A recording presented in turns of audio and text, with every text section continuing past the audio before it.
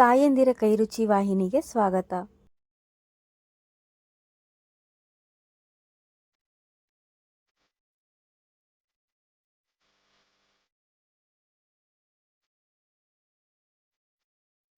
ಇವತ್ತು I proteins ಕಾಳುಗಳಿಂದ, ಮೊಳಕೆ ಕಟ್ಟಿರೋ ಕಾಳುಗಳಿಂದ ನಾನು ಕಟ್ಲೆಟ್ ಮಾಡ್ತಾ ಇದ್ದೀನಿ. ಒಂದು ಜಾರಿಗೆ ನಾನು ಮೊಳಕೆ ಕಟ್ಟಿರೋ ಕಾಳುಗಳನ್ನ ಹಾಕ್ಕೊಂಡು ತರ್ತರಿಯಾಗಿ ರುಬ್ಕೊಳ್ತೀನಿ. ಕೊಂಡು ಸೈಡಲ್ಲಿ ಇಟ್ಕೊತೀನಿ. ಇನ್ನೊಂದು ಜಾರಿಗೆ ಹಸಿಮೆಣಸಿನ್ಕಾಯಿ ಹಾಕ್ಕೊಳ್ತಾ ಇದ್ದೀನಿ.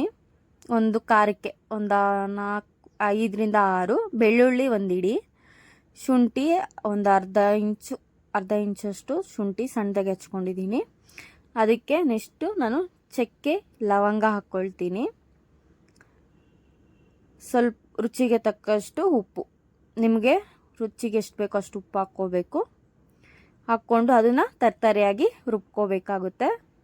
ರುಬ್ಕೊಂಡು ಅದನ್ನು ಸೈಡಲ್ಲಿ ಇಟ್ಕೋಬೇಕು. ಮತ್ತು ಪ್ರೋಟೀನ್ಸ್ ಕಾಳುಗಳನ್ನು ಅದನ್ನು ತರ್ತರಿಯಾಗಿ ರುಬ್ಕೊಂಡು ಸೈಡಲ್ಲಿ ಇಟ್ಕೊಂಡು ಒಂದು ಪ್ಲೇಟಿಗೆ ಎಷ್ಟು ಬೇಕು ಅಷ್ಟು ಇಟ್ಕೊಂಡಿರೋದಕ್ಕೆ ಹಸಿಮೆಣಸಿನ್ಕಾಯಿ, ಶುಂಠಿ, ಬೆಳ್ಳುಳ್ಳಿ, ಚಕ್ಕೆ, ಲವಂಗ, ಉಪ್ಪು ಹಾಕಿ ರುಬ್ಬಿದ್ದ ಅದೊಂಚೂರು ಸೈಡಲ್ಲಿ ಇಟ್ಕೊಳ್ತೀನಿ.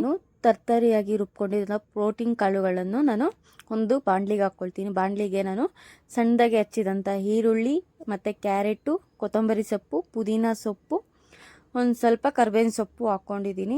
ಇದು ಹಸಿಮೆಣಸಿನ್ಕಾಯಿ ಪೇಸ್ಟು ಅದರೊಳಗೆ ಹಾಕ್ಕೊಳ್ತೀನಿ.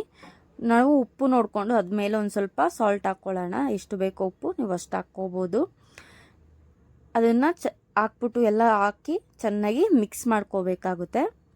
ಮಿಕ್ಸ್ ಮಾಡಿಕೊಂಡು ನಾವು ಚೆನ್ನಾಗಿ ಮಿಕ್ಸ್ ಮಾಡಿಕೊಂಡು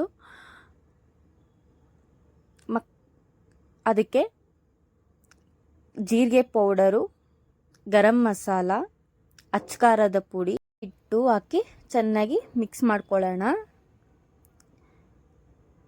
ಕಡಲೆ ಹಿಟ್ಟು ಹಾಕಿ ಎಲ್ಲ ಹಾಕಿ ಮಿಕ್ಸ್ ಮಾಡಿ ಚೆನ್ನಾಗಿ ನಮಗೆ ಖಾರ ಎಷ್ಟು ಬೇಕೋ ಅಷ್ಟು ಅಚ್ಕಾರದ ಪುಡಿ ಹಾಕ್ಕೋಬೇಕು.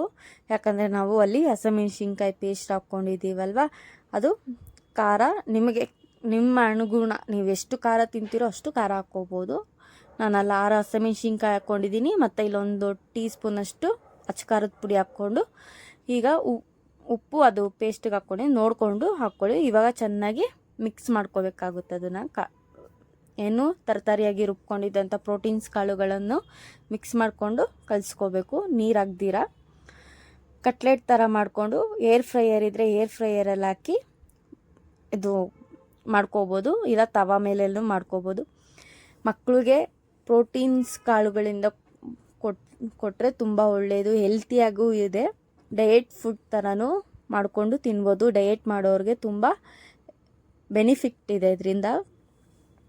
ಅವರು ಪ್ರೋಟೀನ್ಸ್ ಕಾಳುಗಳನ್ನು ತಿನ್ನೋದ್ರಿಂದ ಡಯೆಟ್ ಮಾಡೋರಿಗೂ ತುಂಬ ರುಚಿಯಾಗಿರುತ್ತೆ.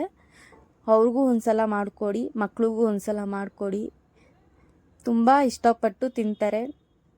ನೋಡ್ತಾ ಇರ್ಬೋದು ಎಷ್ಟು ಚೆನ್ನಾಗಾಗಿದೆ, ರುಚಿಯಾಗಿ ತುಂಬ ರುಚಿಯಾಗಿದೆ. ಒಂದು ಸಲ ಟ್ರೈ ಮಾಡಿ. ಇಷ್ಟ ಆದರೆ ಲೈಕ್ ಮಾಡಿ, ಶೇರ್ ಮಾಡಿ, ಕಮೆಂಟ್ ಮಾಡಿ, ಸಬ್ಸ್ಕ್ರೈಬ್ ಮಾಡಿ ನಮ್ಮ ಚಾನೆಲ್ನ. ನಿಮ್ಮ ಅನಿಸಿಕೆಗಳನ್ನು ನಮ್ಮ ಕಮೆಂಟ್ ಬಾಕ್ಸಲ್ಲಿ ತಿಳಿಸಿ. Thank you for watching.